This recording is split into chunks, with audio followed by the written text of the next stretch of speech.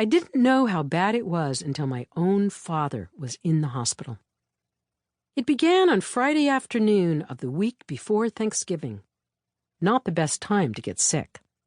Even hospitals and doctors have a kind of schedule, and Friday afternoons are when we like to straighten things up for the weekend. My father came back from lunch at a restaurant with my mother, lay down for a rest, and then she observed him having a seizure. This wasn't new. He'd had a few grand mal seizures over the years and was supposed to be taking seizure medication, but sometimes did not. And though my mother had seen him have seizures before, she was terrified. Seizures are terrifying, though mostly they don't hurt you. She called 911. The paramedics brought him to the lovely community hospital 5 blocks from their house.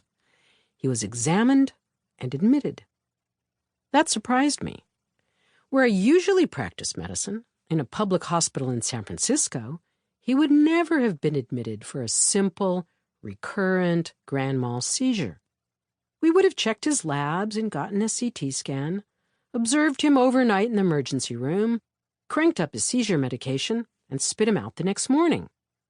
Instead, at the little community hospital, the doctors were going to take their time, get his seizure medication right, let my aged mother sleep that night. How humane. I reassured the family. I would come up the next afternoon when he would be recovering from his post-seizure state and would doubtless be discharged. He would probably be better than he'd been before. Terrifying as they are to see, grand mal seizures clear the brain. Shock therapy, which sends a jolt of electricity through the brain, is designed to do the very same thing. With a grand mal seizure, everything shuts down at once.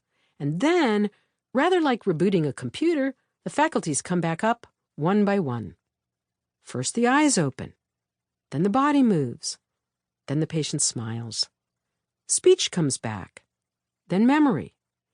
In a certain way, grand mal seizures are good for you.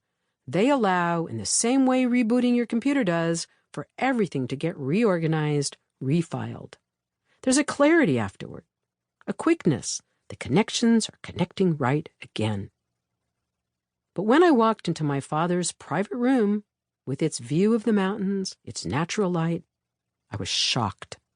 He was in 4-point restraints, arms and legs tied to the bed corners, and he was unconscious, with a bloody bag of urine at the foot of his bed.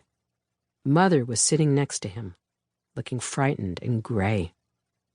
They had been together by that time for 68 years, in a kind of Romeo and Juliet relationship.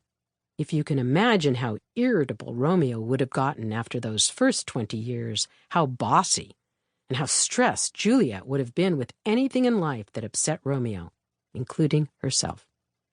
My mother was still beautiful, and my father still a nice-looking man.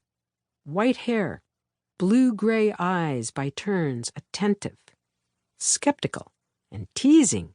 He was careful of his appearance.